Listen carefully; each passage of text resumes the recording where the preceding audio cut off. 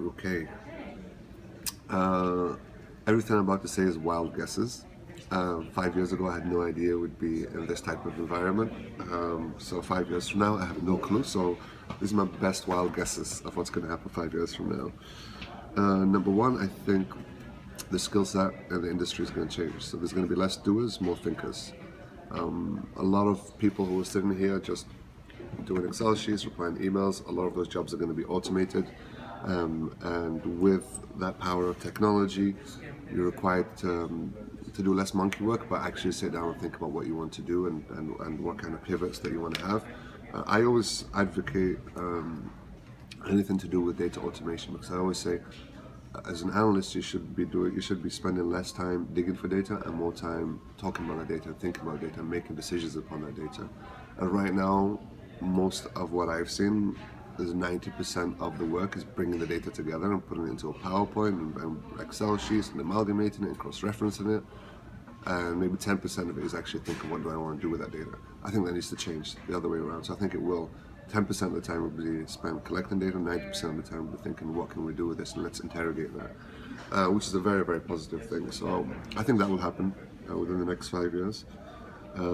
Another thing I think is mobile. Mobile is going to play a massive role. I would like to think in a very optimistic world. If I was going to go out with a wild guess for 5 years, we're not even going to need laptops anymore at work. Everything's going to be done through mobile. We're already checking all of our emails through mobile. We're checking our schedulers through mobile. And then I think that reporting should also be done through mobile. There's no reason why I can't have a mobile app that shows me all of the results and I can see it on the go. Albeit, if that happens, then we're going to get a lot of calls from the CMO as they're driving and looking at the results. So I think that mobile is really going to change the way that we work and the way that we do things, and I think it will make things move a lot faster. So that's a key one. And then, just looking back on the talents, I think the talent that's really gonna run things are traders and data people. So at the end of the day, the agency is a middleman. And we provide, as an agency, we provide the thinking, we provide some of the analytics, but our core business is basically to trade inventory, and we're a middleman that basically takes the money from the client and spends it in the right place. I had a conversation with someone who was a trader, financial trader at BMO a year ago, and I told her to describe her job. And when she described it, she said basically, my clients give me money that they want to invest, let's say $100,000, and then what I do is I look at, based on the consumer trends and based on what's selling, I look at 7 or 8 different companies. Excuse me. I look at 7 or 8 different companies. I spend it, and then if one of the companies is doing poorly, I pull that money out and put it into another one that's performing well. Sounds like AdOps to me. It's exactly what it sounded like. It's like you're explaining an AdOps job. And then that made me realize that the trader's job is very, very similar to an agency's job. So I think as long as the technology comes into play and we've got the real-time access to all the information, and that's already happening with programmatic, 5 years from now, I can definitely see out of home being programmatic, because 26% of the inventory here in Canada is already digitalized. Television is already making steps there, and as I mentioned earlier, television is going to go through a big disruption because of digital. It has to adopt even faster to programmatic if it wants to continue to thrive. So based on that, the jobs of the agencies are going to be traders. That's going to be the most important job, I believe. And with this massive obsession from the client side for ROI, ROI, ROI, where's my money? That's the exact same obsession that somebody who invests into the exchange, into the banking world feels as well. So the traders are going to play a big role, and the other side of that is the data people. So data people's jobs are going to change a lot over the next 5 years. Right now, I like to break it up into two different types of data people. You've got data activation and data analysis. So data activation are the people that working mainly in the programmatic world, which means let me take the auto trader segments, let me take the weather network real-time feeds, and let me use that to activate it into the marketplace and find the right people. And then you've got data analysis, which is let me build an attribution model, econometric model. Let me look at the data, what that means, and let's have a strategic intervention or a pivot towards the right direction.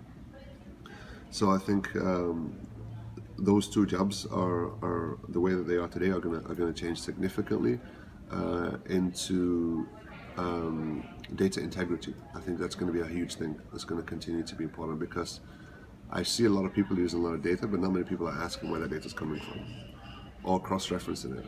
And the amount of discrepancies that I've seen from different sources are huge right now. And it's a matter of time till clients start making the wrong decisions, or agencies start making the wrong decisions based on this data.